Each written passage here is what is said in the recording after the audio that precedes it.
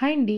ఏదైనా స్వీట్ తినాలనిపించినప్పుడు అప్పటికప్పుడు బెల్లము, గోధుమ పిండితో ఇలాగా సింపుల్‌గా ఈ స్వీట్ చేసేసుకోండి. చాలా యమ్మీగా ఉంటుంది.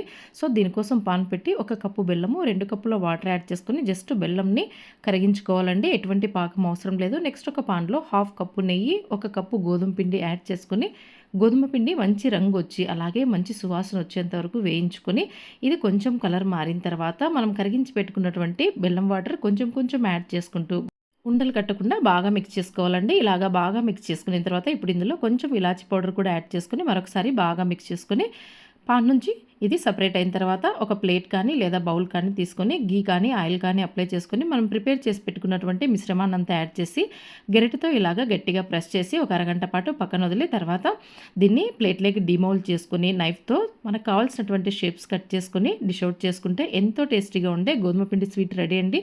For full video please visit and subscribe my channel.